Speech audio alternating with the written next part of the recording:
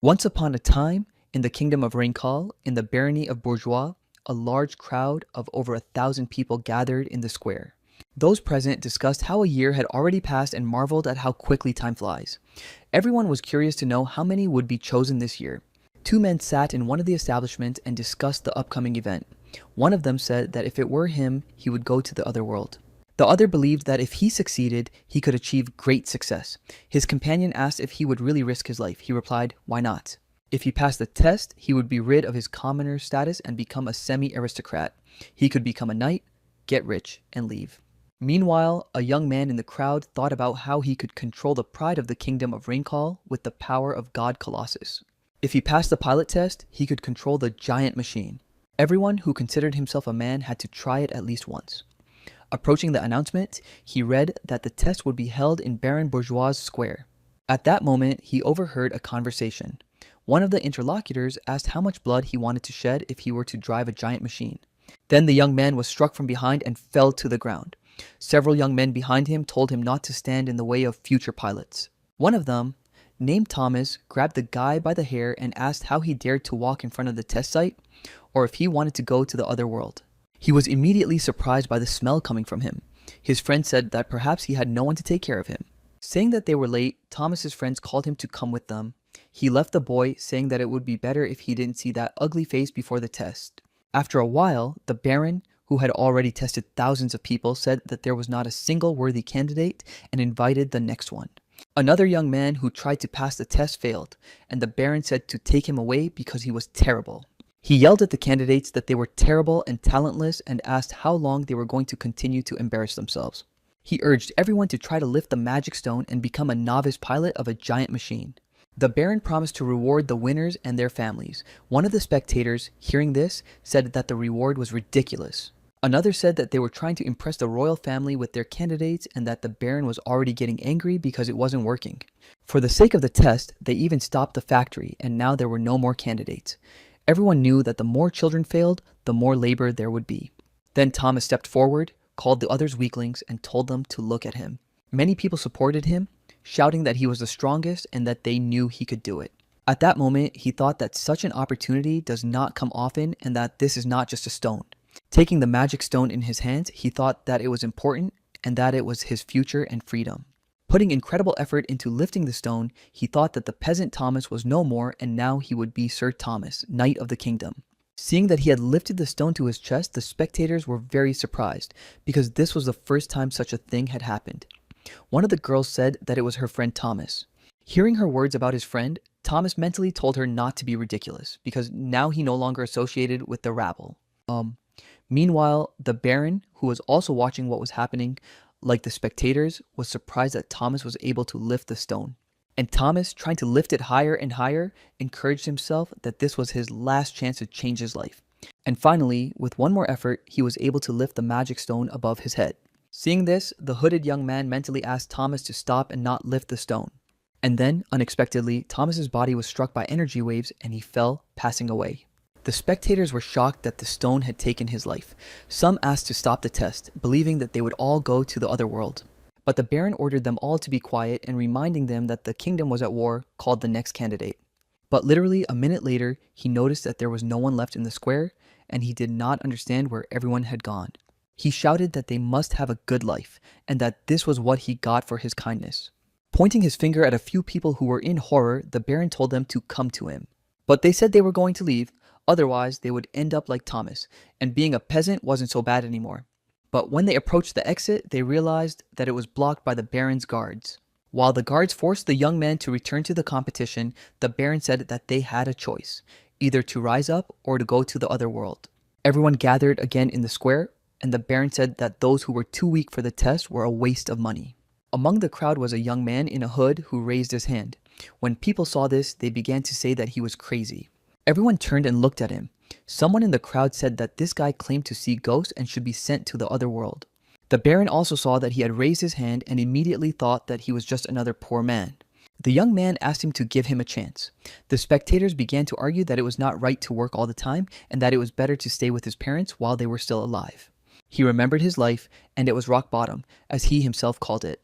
He sat in the back alleys of the city, hungry and cold. Once he picked up some food that a drunk man passing by had thrown away and began to eat. At that moment, a young man jumped up to him and hit him, calling him a beggar who eats off the floor.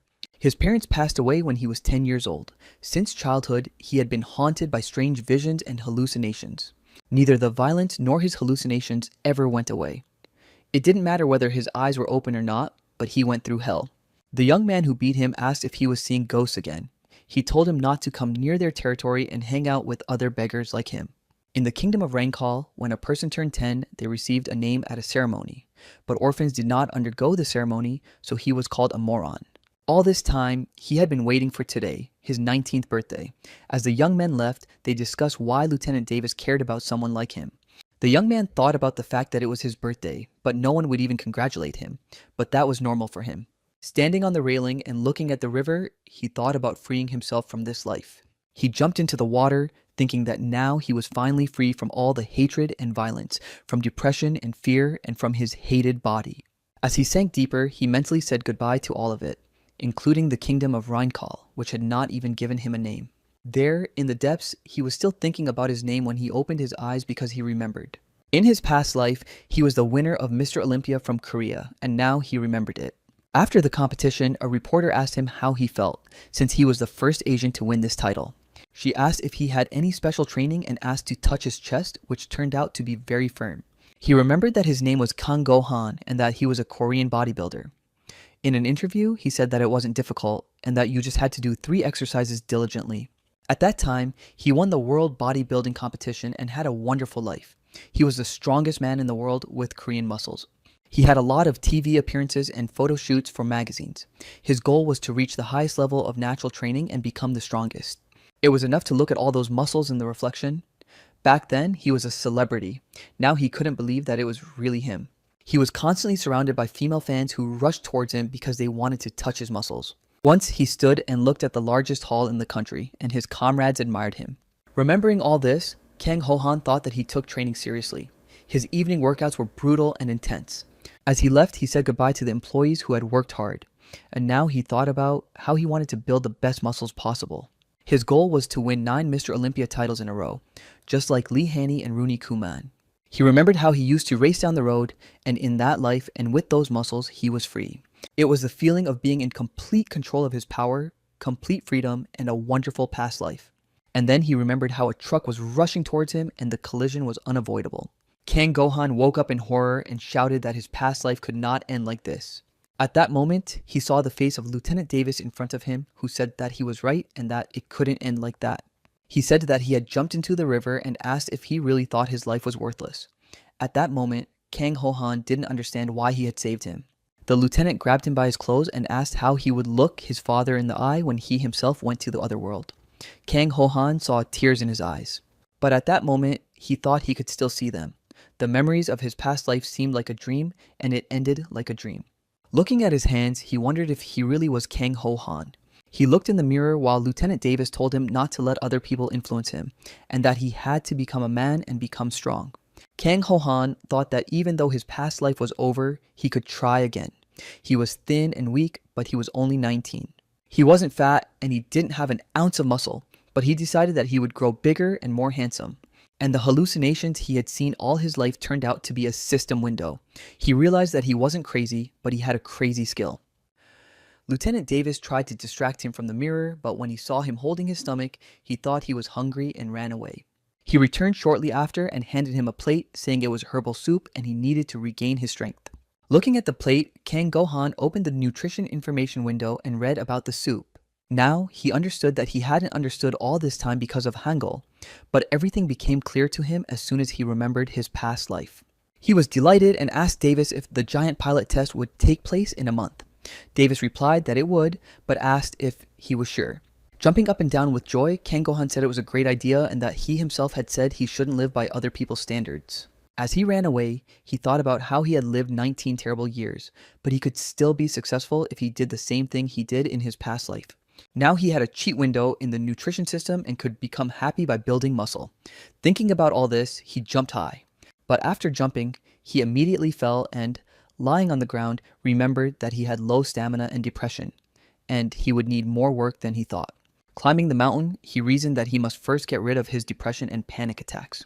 In the mountains, he found puria grass, which maintained serotonin levels in the brain. At that moment, he was 2 kilograms away from his daily serotonin requirement. Kang Gohan learned that a healthy spirit is not in the bones and that a real bodybuilder must understand anatomy, physiology, mechanics, and nutrition. As he gathered the herb, he thought that omega-3 and protein were alternatives to antidepressants and that he should eat everything that was edible and healthy. After starting to eat the herb he had gathered, he thought that it would be difficult to find more anyway, but he was curious to see if he could eat 2 kilograms of puria every day. He felt sick because he hadn't eaten properly for almost 19 years, but Kang Ho-han also ate like that every day. Being the best in the world wasn't easy, but working in the factory was also good exercise for him. It was hard and intense work, but he had to think of it not as a 15-hour workday, but as excellent triceps training. He threw the cart down, even though another worker shouted at him not to throw it, and he happily thought that all that was left was the reward for muscle growth. And now, during the test, he thought about how it had been a month of hard work, but he had become stronger and hoped that it had not been in vain. Kang Ho-han climbed the stairs, and the spectators behind him did not understand what the smell was coming from him. One of the spectators picked up a bag that he had thrown away on the way and sniffing it decided that it was a strange smell. He thought it was the smell of urine and cursed. Kang Go-han thought about the fact that he had used a secret method involving smelly salt with the smell of ammonia. He learned that liquid ammonia is used by powerlifters when they try to lift extreme weights. It causes the nervous system to become excited. Baron called him a weakling and told him that if he messed up, he would be responsible for his entire family and even his class, so he had to be ready. Standing in front of the magic stone, Kang Ho-han thought that he had bodybuilding skills that Thomas did not have. With all the doping, his willpower was about 11/8, which was lower than Thomas's, but he didn't use it to its full potential. He knew that using all his strength at once was a skill that could only be achieved after years of training. And he decided to use the pressure to his advantage. After all, if he was as desperate as Thomas, he would get tired just as quickly. The trick to not getting tired from an incredibly difficult task was to make it a habit. He sat down near the stone and began to slowly lift it. The spectators laughed, not understanding what he was doing, but he understood that this was how bodybuilders maintained their vigor by lifting maximum weights every day. They turned the stress of lifting weights into daily repetitions that their bodies had become accustomed to. Lifting the stone slightly, he thought that it was just a stone and that it was the same thing he did every day. Deadlifting was just a routine for him, like 15 hours of work. Then he had to straighten his back, squeeze his buttocks, breathe deeply, and pull in his stomach. He convinced himself to accept it with his whole body and focus his strength. Kang Ho-han clenched his thumbs and aligned his center of gravity. He was able to lift the stone even higher. He used his weightlifting skills, bending and straightening his legs to engage his upper body. Finally, he succeeded and lifted the magic stone above his head.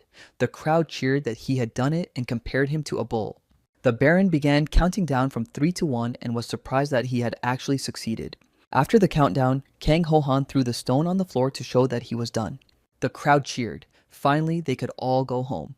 Someone asked how he knew how to lift the stone, calling him a genius. The Baron, thinking that it was finally over, asked him his name. Hearing this question, he hesitated a little, and the audience thought that he had no name. Finally, he said his name was Kang Ho-han and thought that he would become the best again, and he would become the best in the kingdom of Raincall. But his legs were still shaking, and Kang Ho-han realized that his endurance was still low, so he decided to start training his lower body. After a while, Baron Bourgeois put a weapon to his shoulder and asked if he would always remember the weapon around his neck, and would he promise to sacrifice his life to protect this kingdom. Kang Go-han, meanwhile, thinking that this was not really his life, said he would swear. The Baron appointed him a knight of the kingdom of Raincall and said that his knightly surname would be Yellow, and he must serve the kingdom with valor. After that, the Baron told him to stand up and always remember his oath, and when Kang Ho-han stood up, he promised to seal this honor in his heart. People discussed how he had recently been a resident like them, and now he was a rider. Now he could say goodbye to the furnace at the factory, and he would be fed to his heart's content. The Baron said that according to the privilege given to new knights, Yellow could choose 2 people as his squires. In the crowd, one person whispered to another not to stare, because in a society with such a strict hierarchy, it was difficult to look into the eyes of people from different classes. Now, Kang Go-han had become the one who chose. Squires obeyed knights, but it was still better than 15 hours at the factory. One of the spectators said that he thought the 9th team, which was in the same dormitory as him, had a better chance. And Knight Yellow, after thinking for a moment, said that his squire would be from the ninth team. It would be Commander Davis, and he would choose the second one later. Lieutenant Davis was very surprised.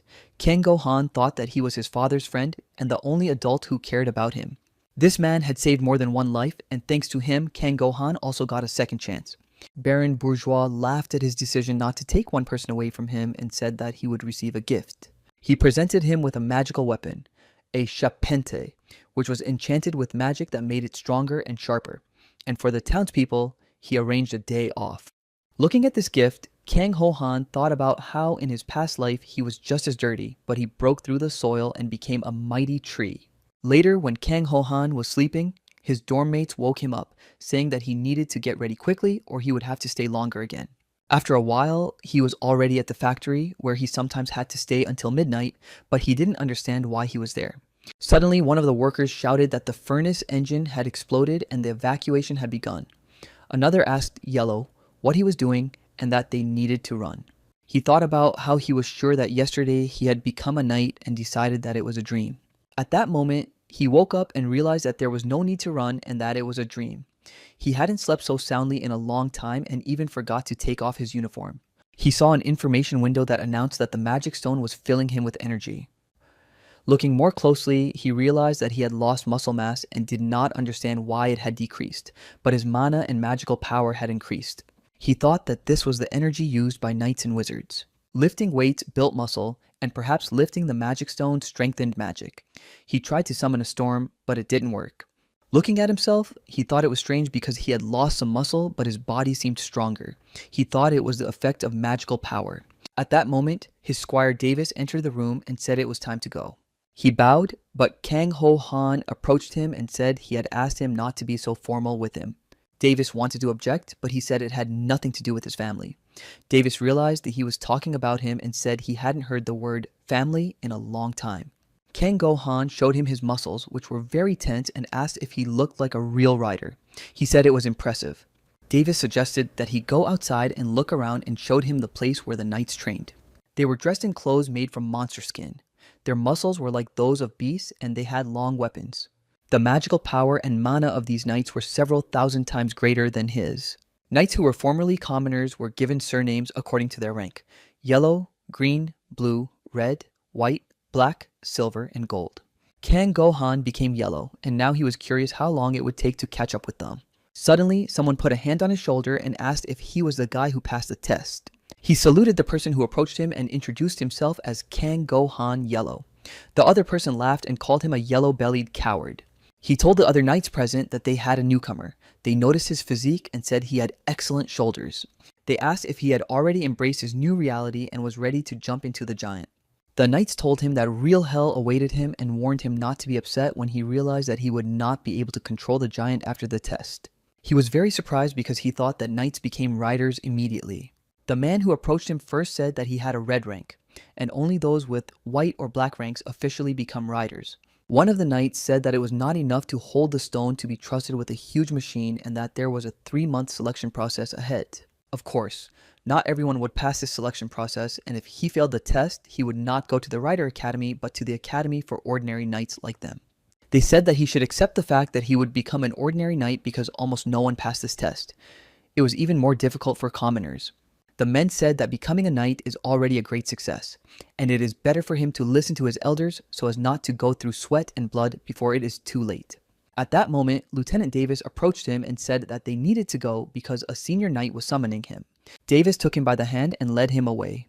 Kang Ho-han thought that they might look like silly old men, but they were still stronger than him, and he had a long way to go. They were running when they suddenly saw a man and were a little frightened, and Davis fell to the ground. This man was lifting a magic stone, and Kang Go-han thought that he had barely lifted a stone the size of an egg, but this one looked like a watermelon. He seemed to be not a man but a beast, and Kang Go-han admitted that he had never seen such amazing muscles. His name was Kaltz Black, and his rank was black. This was the surname of a real candidate for the riders.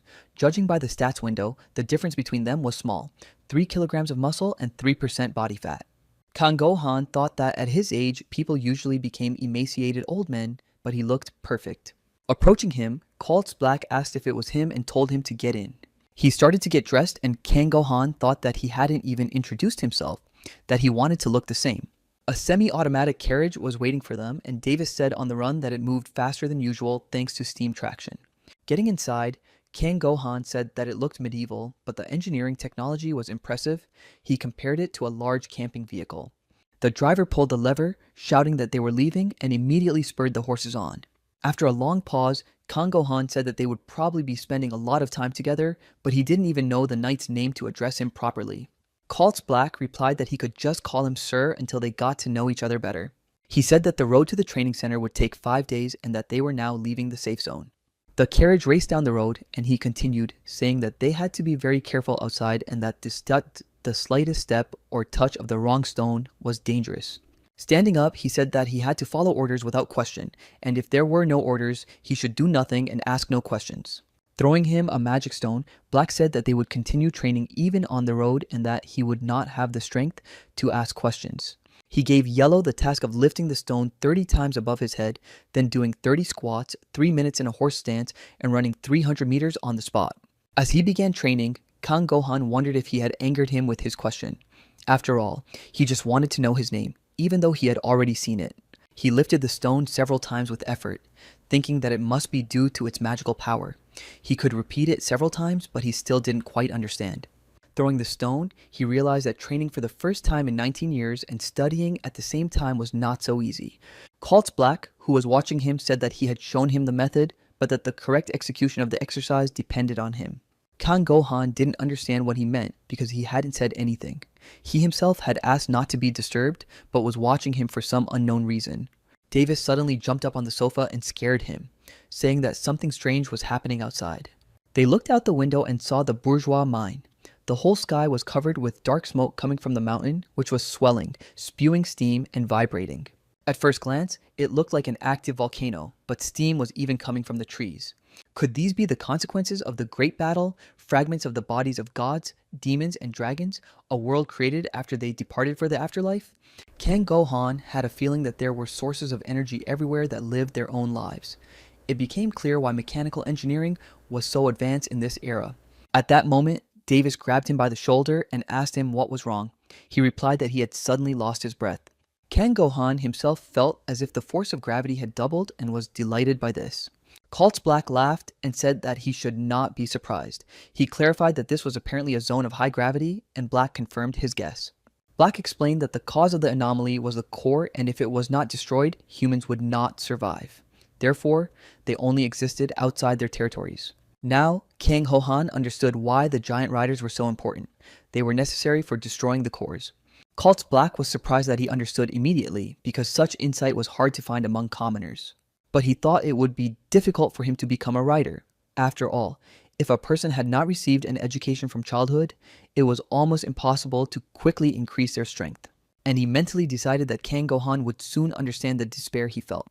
Kang Gohan realized that he needed to stimulate his muscles to feel magical power, and the high gravity zone was ideal for training. He picked up the stone again, thinking that now it wasn't just weight that mattered, and that he needed to listen to his body and let the mana flow through him. He forced himself to ignore the pain in his muscles, convincing himself that magic was beyond the physical body and that he had to focus on the mana. Kang Gohan tried again and felt as if he had been thrown into lava and his feet were burning. It was very difficult, but he made an effort because he understood that he must not give up. He counted to 3, his heart pounding like crazy, but then it began and he felt the movement of power through his legs. It moved up his entire body and he felt it absorbing magical power. The system notified him that he had felt mana for the first time and that his magical power was accelerating. Black was surprised that a beginner felt the power on his first day. Kang Gohan was happy that he had succeeded and decided to try again.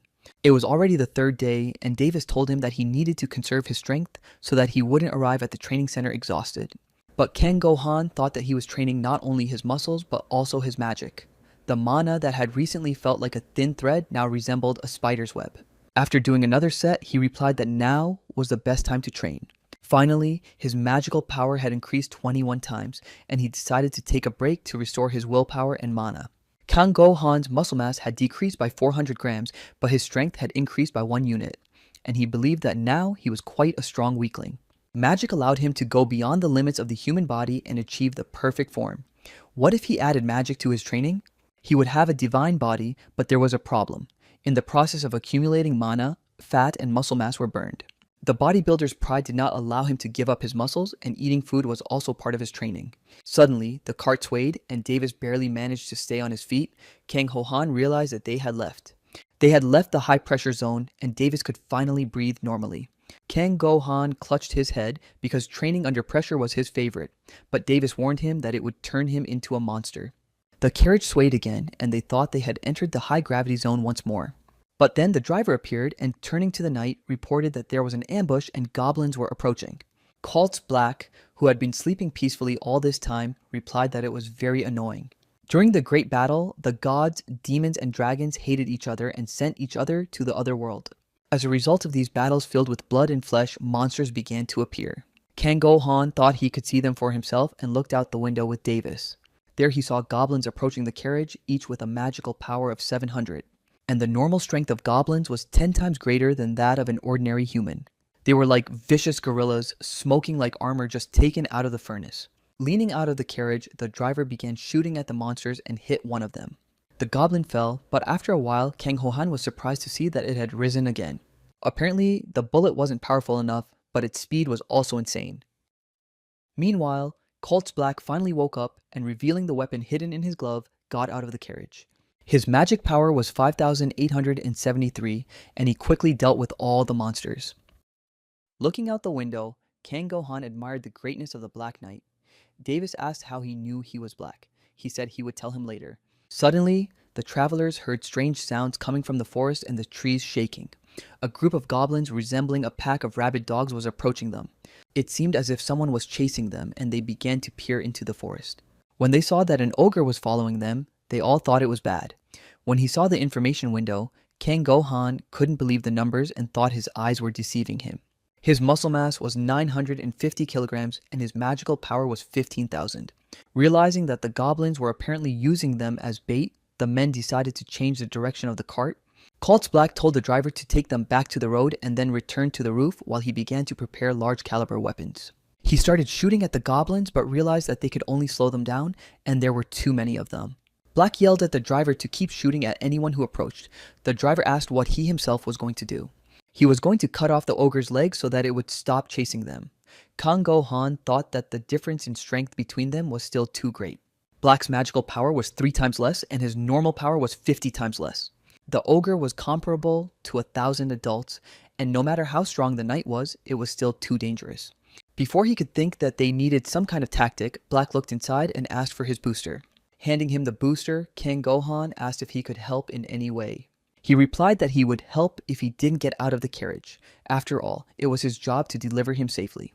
After strapping on his booster, preparing his weapon, and activating his magical abilities, Black prepared to attack. He told the driver that he would attack the ogre and the goblins would also scatter, but until then, he must protect the carriage at all costs. Black jumped out of the carriage and the driver thought that he must have a gift. It seemed that the knight could control the wind. Kang Go-han thought that a gift was a supernatural power that only a few knights had awakened, and perhaps his window of information was also a gift.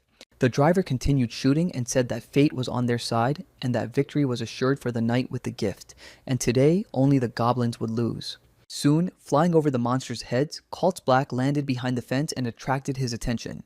The ogre turned around, preparing to attack, but Black jumped aside and said that he was moving too slowly and that he was already somewhere else. Looking at this, Kang Go-han said that Black was faster than him. Davis couldn't even see the movements. Although the ogre was strong, without speed, it was completely useless.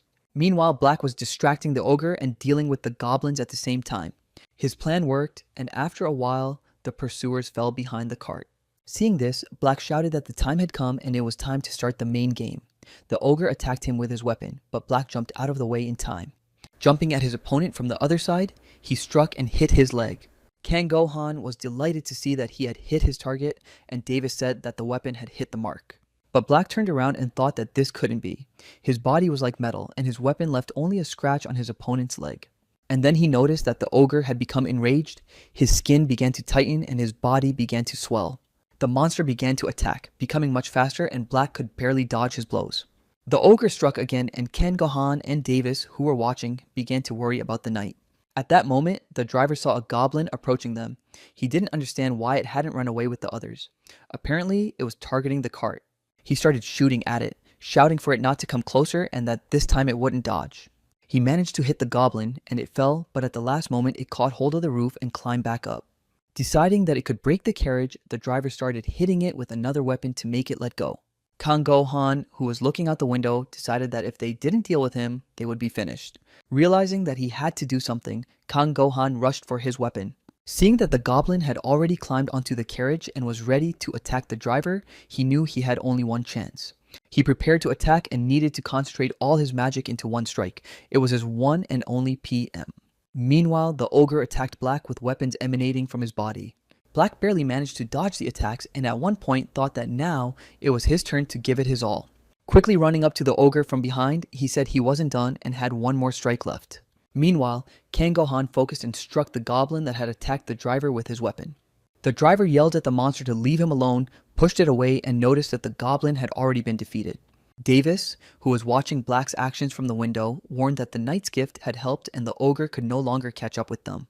Jumping back onto the cart and seeing the defeated goblin, Black asked if Kang Ho-han had done it and if he had used magical power.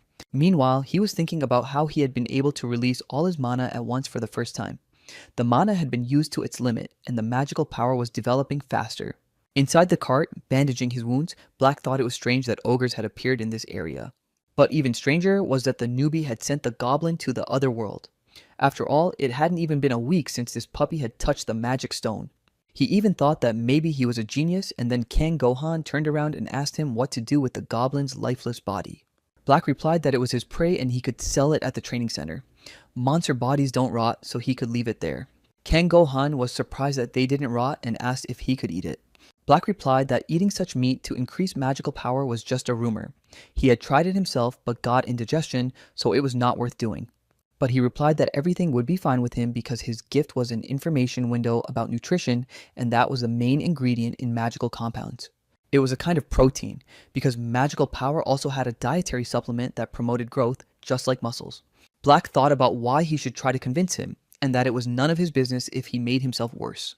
After a while, he was already frying the meat, and the information window told him how long it would take for the toxicity to be eliminated. Finally, the information window signal disappeared and everything was ready. Kang Ho-han gritted his teeth and was ready to swallow the meat to increase his magical power. Taking a bite, he didn't understand the taste he felt at first. Davis said that it probably wasn't tasty, and who would even think of eating monsters? Black smirked. He knew that this meat was like shoe leather.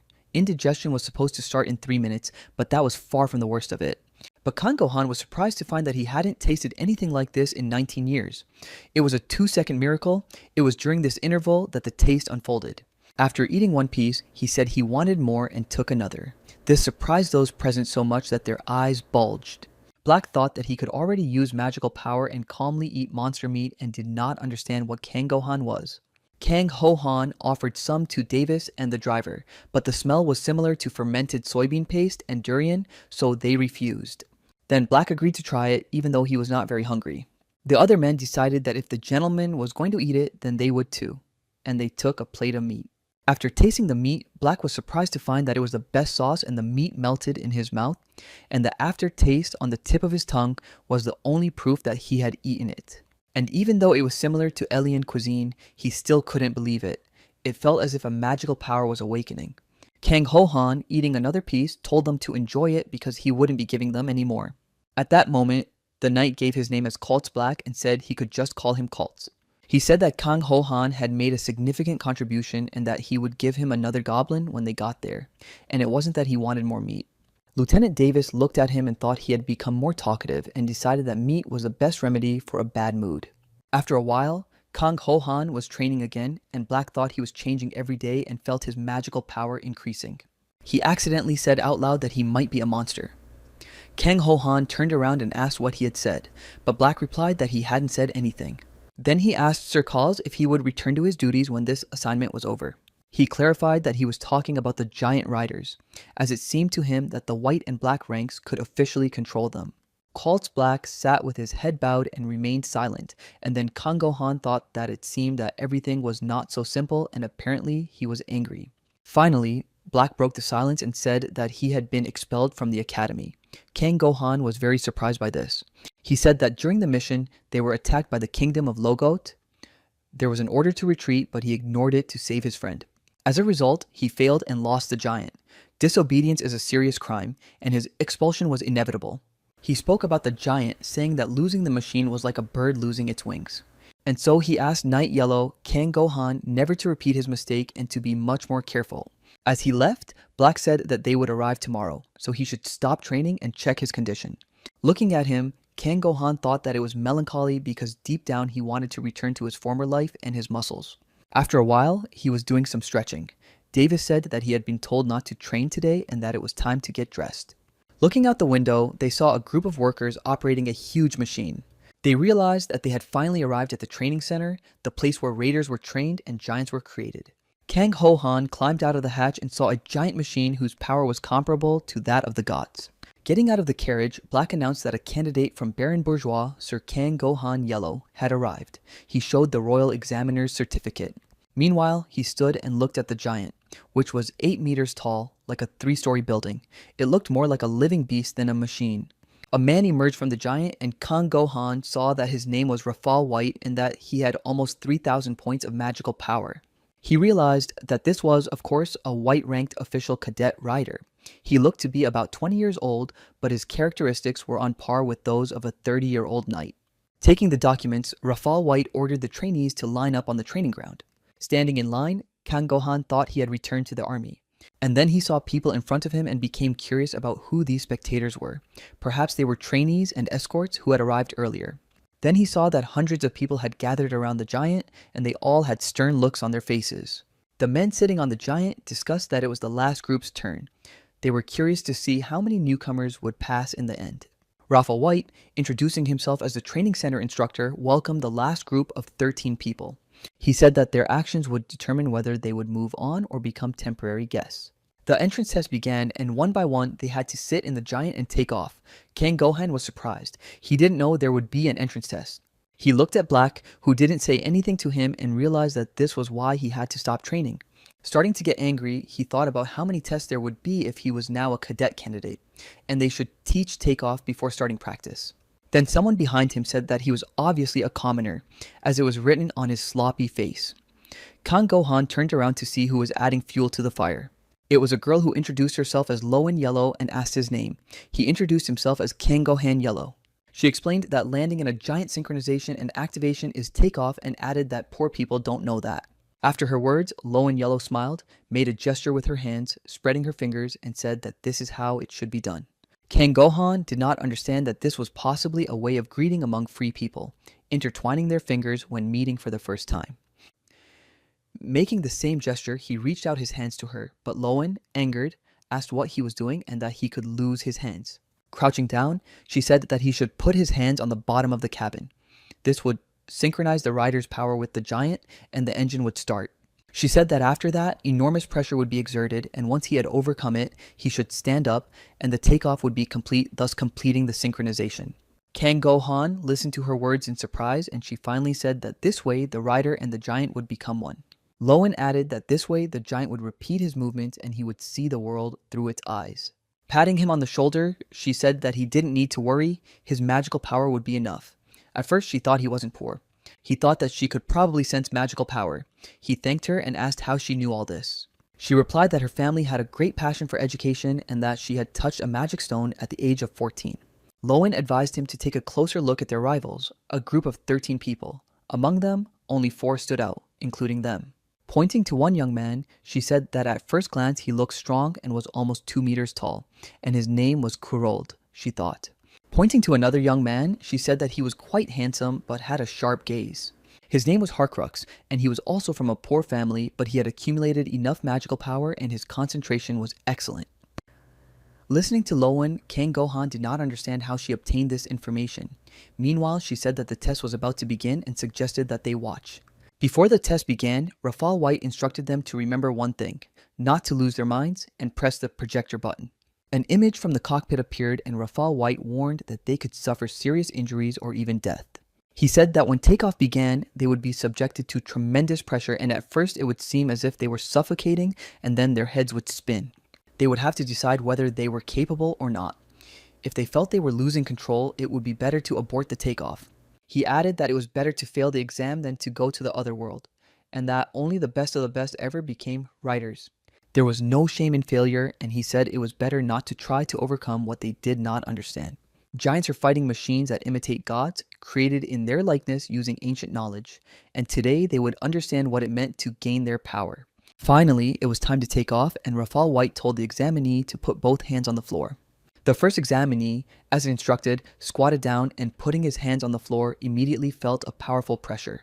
It became increasingly difficult for him to breathe, and he was already struggling to inhale and exhale. Looking at the screen, Kang Gohan thought that it was similar to what he had seen in his past life. It was the L breathing method used by fighter pilots. The acceleration of such aircraft was terrifying for the pilot, who was subjected to pressure 9 to 10 times greater than normal. The pilot tensed all the muscles in his body and accelerated blood circulation to counteract this pressure. This was how a force that exceeded human capabilities was controlled by people. It was like riding a giant, confronting a divine force. A short time passed, and the examinee could hardly breathe and asked to stop the test. While he was being unloaded from the giant, Rafal White said that he was a good man and that even though he had given up, he would still remain a knight because the life of each of them was precious. He invited the next examinee, but after a while he also gave up and withdrew. Looking at his suffering, Kang Ho-han thought that they, like him, were lifting a magic stone, and apparently this task was very difficult. It was the next person's turn, and Kurold headed for the giant. He was promising, as Lowen said, and Kang Ho-han was curious to see if it was true. It was also very difficult for him, but Kurold was successful, and the giant took flight. Kang Gohan and Lowen rejoiced at this success, and she was also happy that she had guessed correctly. The giant rejoiced with Kurold, and Kang Gohan thought that this was the joy of becoming one with the giant. And then everyone watching this event saw Rafal White get into the giant. He did it in just 10 seconds, while Kurold had been groaning for more than 2 minutes. Once inside the giant, Rafal White congratulated the cadet on joining, and now he had to try to block his attacks. The others were very surprised that it was so sudden and how a newcomer who had just taken off could repel the attacks of a White-ranked pilot.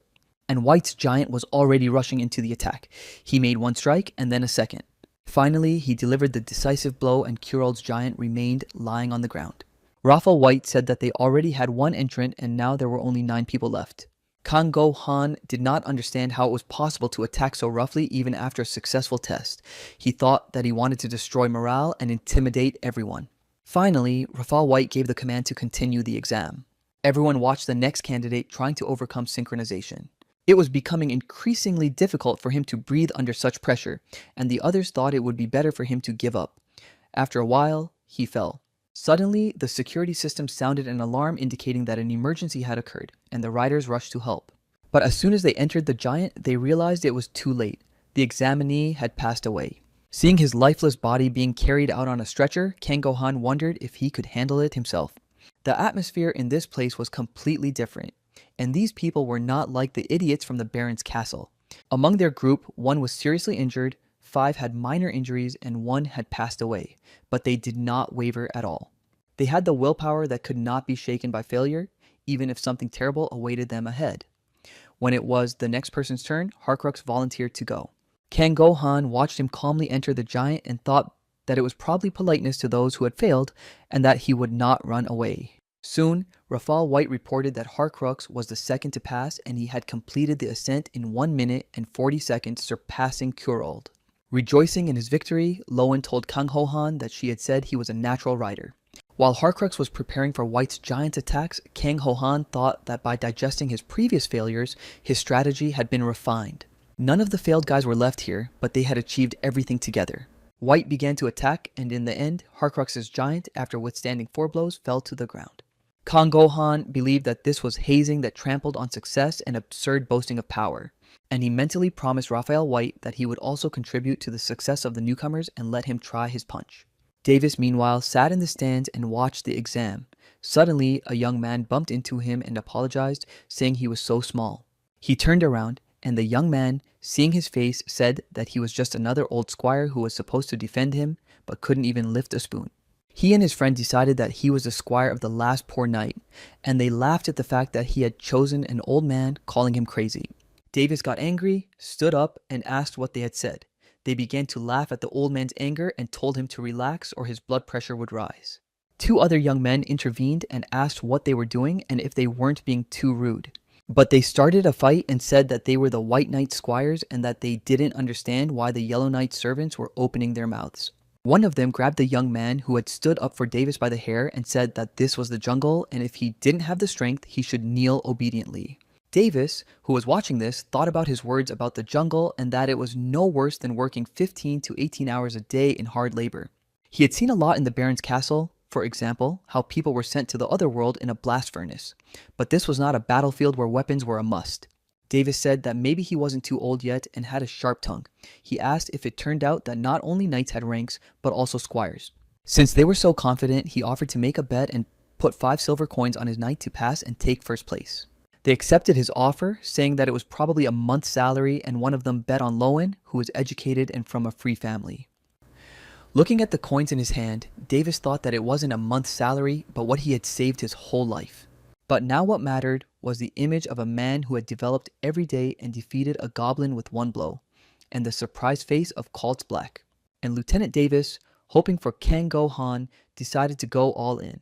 The others thought that the poor old man had bet all his money on a poor man. Meanwhile, Lowen looked at Kang-go Han and said that he had a scary look in his eyes and that this was probably his firm determination.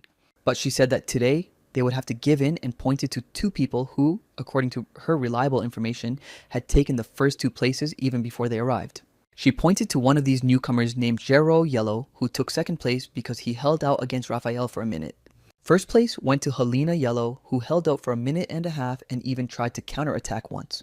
Of course, Raphael dodged her blow, but still took a step back, and Lowen considered this an amazing result. Then, winking at Kang-go Han, she said that she would be today's heroine because she would force Raphael to retreat 2 steps. He looked at her stats. Her mana was 59.7 and her magical power was 573. She was really strong, but it was still less than the others, and he wondered if it was possible to overcome this difference with skill.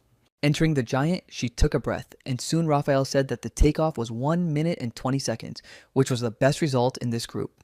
Raphael in the giant began to attack Lowen, but she was able to avoid the first blow and ended up holding out for 45 seconds. Although she was unable to counterattack, she defended herself and dodged 17 attacks, and it was a good fight. Kang-go Han mentally thanked Lowen because this would make it easier for him to control the giant. He was certain that if Raphael moved, the game would be over. After all, if you defend yourself from the first attack or dodge the next ones, you won't be able to respond. And there was a difference in ability and experience between them. The probability of him being beaten was high. Helena, who dismissed this and tried to attack, was simply a monster. But could he do it? His magical power was 107, which he had managed to increase in just a few days, but his mana was only a fifth of Lowen's. While he was warming up, he thought about how his magical power growth had slowed down when it exceeded 100. It seemed that the situation was similar to muscle growth. But neither Garoth nor Helena could have defeated the goblin, and he defeated it, and even Sir Kaltz was surprised by this. He understood that fighting was not just about numbers, and if he struck at a weak spot and luck was on his side, Kang-go Han could do it, and he needed to focus. Kang-go Han concentrated and confidently entered the giant. Once inside, he immediately smelled the scent of blood, iron, and oil. The door slammed behind him and he looked around. The space inside was about 7 square meters. But he had the feeling that behind this darkness there was only a boundless universe. Then Raphael told him to start taking off. He thought that Raphael hadn't explained anything and that he just needed to touch the floor with his hands to understand. Touching the floor with his hands, Kang-go Han felt pressure and realized that it was the same pressure he felt when he squatted with a weight of 200 kilograms. But he remembered this routine well because he had encountered it a million times in his past life. He took a deep breath and tensed his abdominal muscles. Pressure began to build on his abdominal cavity and he had to resist the weight. But still, it felt like something else, not just simple heaviness because it wasn't just his bones and muscles that were tense. It was the highest level of pressure, as if even his soul was being pulled to the bottom. But it was not like pressure from above. Kang-go Han had the impression that a giant was absorbing mana, as if creating a vacuum. He realized that he needed to feel the magical power, because that was the only way to cope with such pressure. Kang-go Han tried to gather his entire body and squeeze out his mana. Finally, he felt the giant's heart, a pulsating unknown force. This force grew and, like a pump pumping water, Kang-go Han pumped it out in one breath without hesitation and without losing strength. It felt as if his whole body was falling apart, but he made one more effort. Finally, he succeeded, and synchronization with the giant took place. Even Kaltz Black watched this process. It was a success, and in less than a minute, those present began to ask if he was not one of the poor. King Gohan opened his eyes and rejoiced in his victory. It was sweet for him. He looked at the people below and realized that now he could see everything through the eyes of the giant. Freed from his small and weak human body, he felt superior, as if he had become a god. He had a feeling of omnipotence, capable of destroying even the most enormous mountain. It was an ecstasy similar to honey being poured into his brain. But he stopped these thoughts. He needed to pull himself together because he had only one chance to right Raphael. Considering the previous results, the game would be over if Raphael moved, and he had only one attempt. Lowen, for example, had strong mana, but her willpower was similar to his, and she divided and used her mana 17 times. But Kang Ho Han decided to do things differently. Using all his willpower at once, he was going to release his mana to the limit. He just had to seize the moment. He remembered that Raphael's takeoff time was 10 seconds. That was enough time for a surprise attack, and the giant rushed forward. From inside his giant, Raphael said it was worth trying something else, but King Gohan's giant had already attacked, and he fell to the ground. There was a loud crash, and the people present tried to take cover from the dust that rose. This is how a newcomer sitting in a giant for the first time was able to defeat a white-ranked cadet. And although Raphael was caught off guard, it would be a big blow to him when he came to. Therefore, King Gohan decided to stop there because his mana was already running out. But Raphael's comrades thought it was cheating and that it couldn't be that a newbie who was supposed to be intimidated had humiliated Raphael. They said that he attacked like a coward and decided to run away and that he shouldn't look down on his seniors, and they decided to go and deal with King Gohan. But at that moment, he was thinking that this was official hazing meant to break the spirit of newcomers, and he believed that this result was enough. Raphael's comrades headed towards him to show him what real hazing was. The spectators in the stands decided that it would be interesting. Seeing a group of people coming towards him, Davis shouted about it to King Gohan. He finally turned around and saw several men running towards him. He proudly thought that they wanted to congratulate him, but laughed and said that there was no need for that. But at that moment, Raphael's giant gestured to his comrades to stop. Climbing out of the giant, he asked the intern's name and he introduced himself as King Gohan Yellow. He said he would remember and turning around, told the others to arrange a place for him to spend the night. The men were angry and did not understand why Raphael had decided to just leave, and they threatened King Gohan that they would see about that. When they all left, he breathed a sigh of relief because it had not been easy for him, and he had used all his strength at once. Sitting on the ground, he thought about how fighting against the pressure that could destroy him was terrifying. He remembered the moment when he had exhausted all his mana, and then the whole world had turned into a small dot. At that moment, the body and mind disappear from a person, leaving only willpower and a feeling of satisfaction, as if he had touched God. He looked at Sir Colt. Now it was clear what that longing was, and perhaps his action would be the right decision. Meanwhile, the squires were discussing whether there had ever been an intern who had defeated a white rank on the entrance test, but no one had heard of such a thing. But it wasn't just about rank, because they said that Raphael was the strongest of them all. Some even believed that he would soon become black. One of the squires said that they had lost a lot of money in the bet. Another replied that there was nothing to worry about and that they should just ignore him. He believed that he would not do anything to them. Another young man said that it was true because a yellow-ranked squire had to pay white-ranked squires, and they decided to leave before the old man started nagging. But at that moment, Colts Black appeared behind them and asked where they were going. Turning around, they were surprised to see a knight approaching them. Colts Black asked why they were now placing bets in the sacred training center. Frightened by the realization that this was a black-ranked knight, they said it was just a little game between squires. Black said that games were fine because he wasn't a very strict person either. He asked if they had played with that old man Davis. The young man asked how he knew his name, and Black replied that they had met a couple of times, riding in a carriage and dealing with goblins. He asked them if they were going to follow the rules of the game, to which they replied that only people without honor break their promises. They thought it was probably a threat and didn't understand why the Black Knight decided to intervene at all. Black said that some jokers who don't understand words have their ears cut off and asked if they were listening carefully. As soon as he said this, the squires rushed from the stands after Davis, shouting that they were looking for him. Watching the young men run away, Colts Black remembered the day he disobeyed the order to retreat. He remembered his friend shouting at him to run faster because they could buy some time with the golems. Everyone ran into the bunker to wait for reinforcements, but Black ran in the other direction and could not be stopped. Disregarding orders, he climbed into his giant and ran, mentally asking his friend to hold on a little longer, but he did not make it in time. Later, the commander told him that since he had disobeyed orders, he must take responsibility, and that riders were more important than ordinary people. Disobedience was a serious crime, and he was expelled and had to return the giant. Sitting on his giant for the last time, he apologized to his classmates and to him for not being able to protect them. He thanked the giant for being with him and said that his principles were also the giant's principles. Looking into the bag containing 90 silver coins, Davis thought that this was 18 times more than he had saved in his entire life. He laughed at his good fortune because he had made the bet in anger and had thought he would lose the money. Kang Ho Han approached him and asked where it came from and what all these people were doing there. Davis handed him 45 silver coins, saying that it was his share and he would only take half. Kang asked why he needed so much. He replied that he had heard that knights constantly lose money. Kang Ho Han agreed because they had to pay taxes. At that moment, a man approached them and, introducing himself as a supply soldier, said he would take him to his place of residence. Kang Ho Han realized that he had acted officially, but asked him to wait a moment and walked away.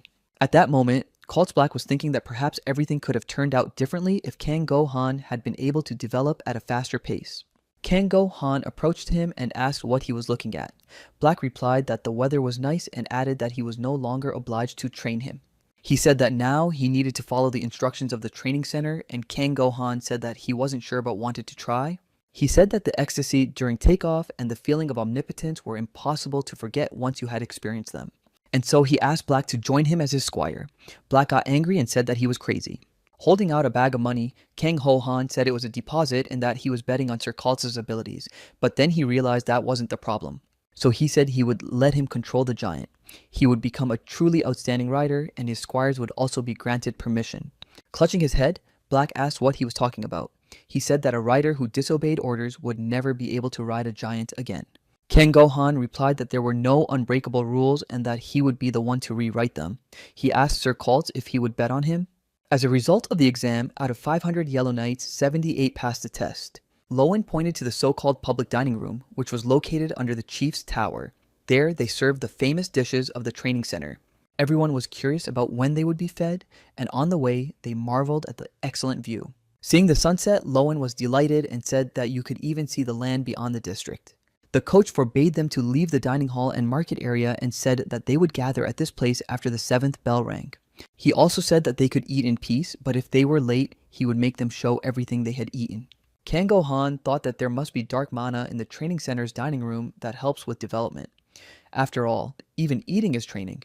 The coach looked at him and thought that this was the trainee who had sent Raphael flying. The cadets rushed to the food, all so tired that they wanted to relax a little.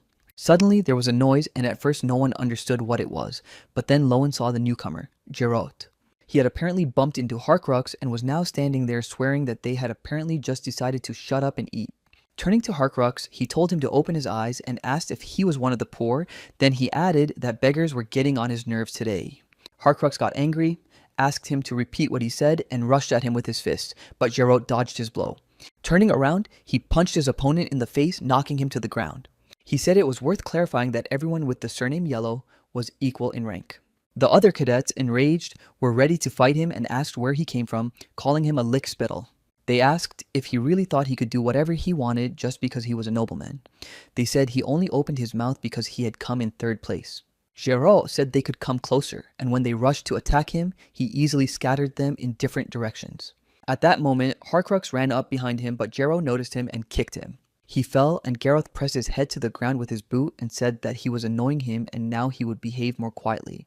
He said that from now on they needed to be more careful, especially the poor, otherwise he would show them what class differences meant. The other cadets called for Kang Go Han, but he thought that now was not the time for that. Meanwhile, Colts Black looked out the window and told the director that there was some commotion outside, but the director replied that they were not yet official riders. The director offered him tea and said that they should sort things out themselves. Black realized that he was constantly training, and he replied that it was a habit. Looking at Kang Go Han, the director said he was amazing and asked how Black had taught him. He replied that he hadn't taught him and that it seemed like this kid had used up all his mana at once. The director laughed at the fact that he did such things with ease, even though he was from a poor family. He added that talent cannot be hidden anyway, and he understood why Black came to him himself.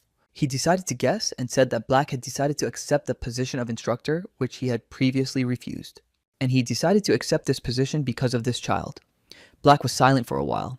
He remembered how Kang Go Han had offered to become his squire, saying that he would make it so that even a squire could control a giant. Then he asked if he knew what he was talking about. Kang Gohan replied that he did not know, but from that moment on he would find out. He said that he had lived in poverty for 19 years but had become a knight, and that it was not necessary to just go with the flow from now on. Black told him to take the money back, and he thought that he was refusing after all. He said that he was very surprised today that he could use mana freely even though he had lifted a stone a week ago, and that he could be considered a genius. But he clarified whether he used mana at once, and Kang Gohan asked how he knew. He replied that the method of using mana in one burst was the technique of the legendary rider Gurpin Gallia, but you need to be sensitive to your strength. Kang Gohan thought that it was the same with muscles. It was not enough to build them up, you had to know how to use them. There is even a condition called gluteal amnesia caused by the habit of sitting for long periods of time when the muscles atrophy and sensitivity is dulled. And even though beginners in fitness do exercises for the glutes, these muscles are not stimulated at all, so all the load goes to the lower back and knees. Proper stimulation is important in exercise. For example, in chest exercises, you should feel like your chest is about to burst. It takes a long time to strengthen and properly control the motor nerves, but what about magical power? Kang Gohan understood that Black was saying that magical power cannot be controlled perfectly, but he did it. But Black replied that it was a huge risk to his life and not an easy decision. Black said that he had shocked him twice. The first time was when he defeated the goblin, and the second was when he knocked down the White Knight. He added that he could try to surprise him a third time, and if he proved that it wasn't just luck, he would accept his offer. Of course, both the one who offers such a thing and the one who agrees to it are crazy. The director realized that he had guessed correctly and that Black wanted to keep him and watch him. Turning around, he said that wasn't the case. But pinning a badge on him, he said that no matter what the reason, it was a good choice. He believed that Black had once again found what made his heart beat. Turning around, the director waved to Black, saying that it was time for him to go and that he had things to do. Meanwhile, Kang Gohan was studying information about Hero Yellow. His magical power was 669, which stunned him. He had 4 times more power and 6 times more mana. In addition, he had amazing fighting skills and he would not be able to defeat him. At that moment, Lowen approached him and asked if he knew why Jiro was behaving that way. He replied that the rich kid was angry that he had been surpassed on the test. He walked away, and Lowen, angry, said that he knew everything but was leaving anyway. Kang Gohan replied that this was not the most important thing right now. As he walked away, he thought that poor people did not have time for games and that he would have to develop his magical power even in his sleep to close the gap. Right now, the most important thing for him was dark mana, and he tried to find it in the dining room. Lowen followed him and said that he was a coward, but that wasn't true. Staring at the food and realizing that something was wrong, Kang Gohan began to get angry, and Lowen asked him what he was looking for, but he didn't answer. There was too little food with dark mana in the dining room and too much with light mana. He didn't know how to understand this and didn't understand what spirituality in food was. Looking at what spirituality was, he realized that it was a form that mana turned into, and with its help, one could win the favor of creatures and animals. But if you overdo it, the magical power dulls and the effectiveness drops, and he realized that it was the last fat to be excreted from the body. When Kang Gohan realized that light mana was carbohydrates and that he would lose muscle and accordingly magical power, he grabbed his hair. But he figured out how to fix the situation, and after a while, he was already pulling a cart with goblin meat behind him. He was happy that he could eat whatever he wanted. The other cadets didn't understand how he could spend money to eat this meat and decided that he had gone mad. Kang Gohan began to cook meat, thinking that there was almost no dark mana in the cafeteria food, but plenty of light mana. It was a dangerous diet for riders. Of course, he understood that fat was necessary to cover large, beautiful muscles, and that carbohydrates were also necessary for gaining mass.